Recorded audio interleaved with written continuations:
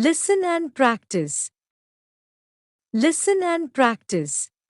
The name of our village is Bajkul. It is situated in the district of Purba Medinipur. The river Ganga passes on the western side of the village. Total area is about 60 kilometers. There are fields on the eastern side of the village. More than 3,000 people live here. Most of the people here are service holder and others are cultivators. There are also a few teachers and government employees. There are a primary school, a high school and a college. Our village has a few problems. There is no good road. Traders from different corners crowd here to collect agricultural products. So our village require a trading center. I hope our village will be a good village in the district of 24 Parganas, South. I love my village very much. Listen and practice. Listen and practice. My dear Samar, I am afraid you might be thinking that I have forgotten you, for I have not written to you for a long time. But believe me, my friend, we were so busy shifting to a new house that I could find no time to write to you. We have now settled down, and I will tell you something about the new house. The new house we have taken is a big one. There is a large space in front of the house. The Bhagirathi flows nearby. There are 3 bedrooms and 2 bathrooms, so there is a plenty of rooms for us all. You must come and stay with us here sometime in the holidays. With love to you. Listen and practice. Listen and practice. My dear Benor, you must have been very angry with me for my failure to keep my engagement with you yesterday. But believe me, I am little to blame. Yesterday I was glancing through the newspaper in the morning. As I ran my eyes over the headlines, the news of a bus accident caught my attention.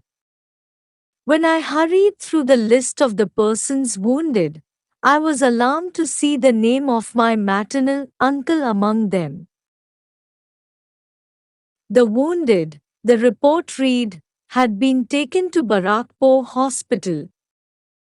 As with the delirium murals, I started immediately for Barakpur Hospital. I reached the hospital just about the time I was to meet you at the Esplanade tram stand. Do please excuse me for the trouble I caused you. Listen and practice. Listen and practice. My dear Arnold, I am just back from the Yuba Bharati Stadium and like to write you a description of the football match played between Bengal and Goa. As soon as the play began, Camilo of Goa passed the ball to Joso, who dribbled past defenders of Bengal and took a shot at the goal. But the ball went over the bar.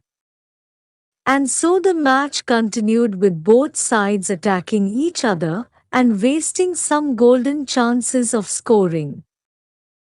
After the breather, the ball moved fast from one end of the field to the other. 10 minutes before the final whistle, Tarun of Bengal dodged past Anthony and sent a rising shot at the goal. The ball struck the post. Bengal won by 1 goal. Listen and practice. Listen and practice.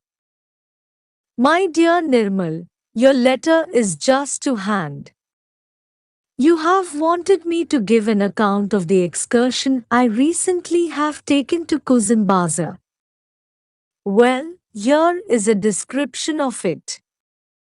I went there by car with my parents and sisters.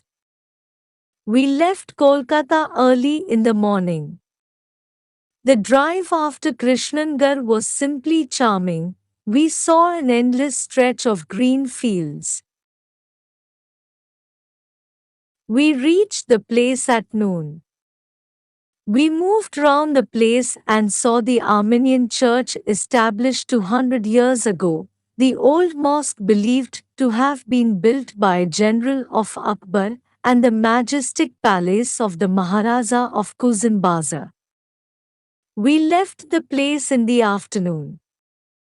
We got back home at midnight with love. Listen and practice. Listen and practice.